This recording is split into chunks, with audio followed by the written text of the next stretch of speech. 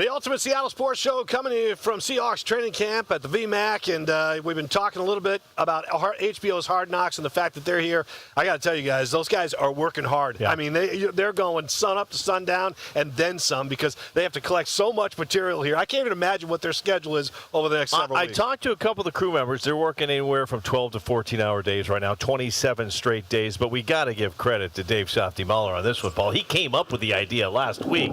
How about a top five, the top five media members that we think will appear on HBO Hard Knocks? I can tell you right now, there's two there, and I'm not one of them that's going to try to get on this show. Paul, I'm trying to steer clear. I don't want to. This show's enough for me, Paul.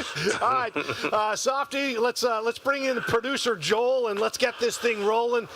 Joel, let's start with the Ultimate Five here, the top five media members you think are going to do their best to get on Hard Knocks. Where are you? Well, we got to respect the hoodie. So, number 5, I put on Bob Condota.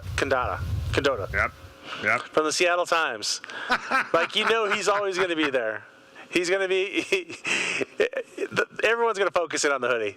There's got to, you always need that guy that's been there forever.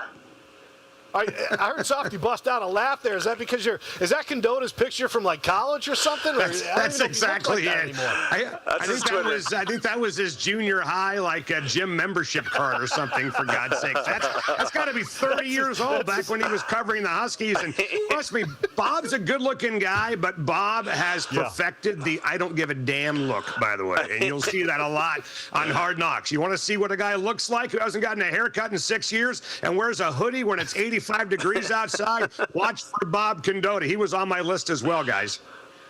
Yeah, I've got him in my top 5 as well, too. I think that's a good pick, Joel. All right, take us to 4. Well, of course, we got to go Chris Egan. I mean, the Prince of Puyallup, the guy that schmoozes everyone. You're going to see him talking to every single person, which is good. I mean, every good reporter should do that. He should be talking to everyone. But eventually, Chris, it's the odds. They're playing the odds. He's going to be on there at some point or another. Joel, I've been told, the story's not me, the story's the player. So I'm trying to kind of get in the back. You don't believe that? Come on, Mr. PLU. Mr. PLU, come on. Is that airbrushed, by the way, that photo we saw? Or is that just excessive makeup? What's going on there, by the way? Like Northwest Cable News. Oh, my God. I'm going to confess to Softy, Paul, and you, Dave. On Saturday, I was coming here, and I had my polo on. I had bright yellow shoes on, my King 5 big game shoes. My wife looked at me and goes, no, do not do that. I do love how Mel keeps you straight, man. I mean, there's some stuff you try to pull off at home, and she's like, no.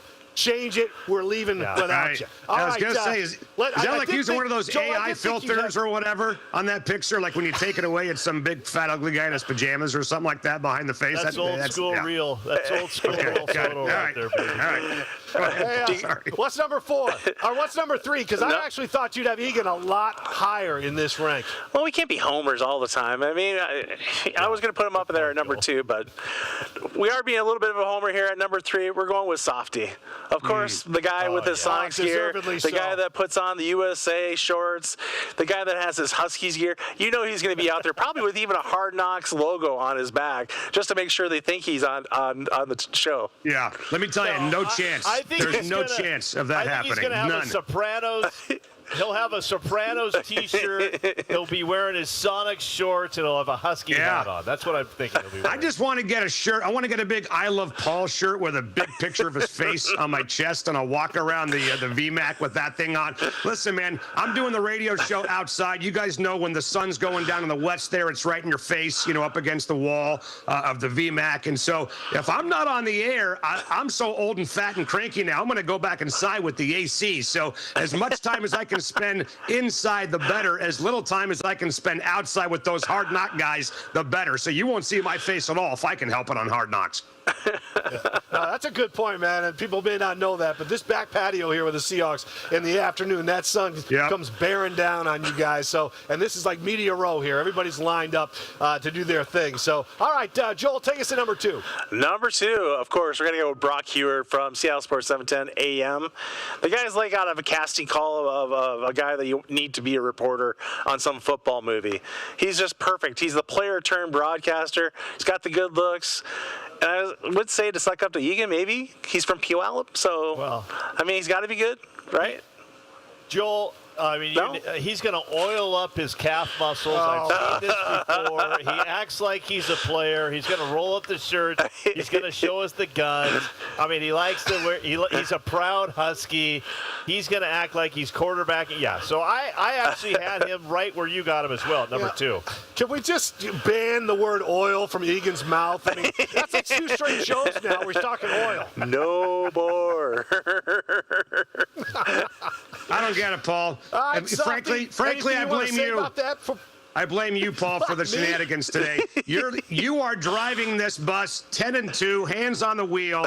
You're driving it right into Lake Washington, man. You got to get control of this thing, man. This is going off a cliff. But I mean, I got to throw in, dude. You guys, you got to throw in Greg Bell, who's marketing his new show. You got to throw in Mr. TV, Ian Furness from KJR. How about Jen Mueller, the former Mariner reporter, who's now not doing the Mariners anymore, but she's doing the Seahawks sideline. She's going to want a little FaceTime back after Root went belly up, and she's no longer on TV doing baseball, so I'd keep an eye out for Jen as well.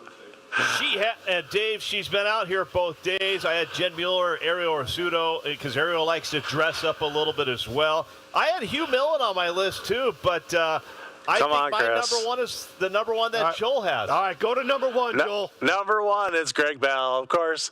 Softy nailed it. You know, Greg looking sharp out there the last time we were out there, Street Seahawks training camp.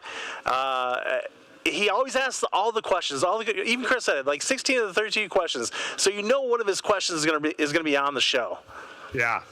By the way, do you think McDonald rolls his eyes when Greg Bell is about to ask a question, like people shake their head when they realize the show is about to start on TV every day?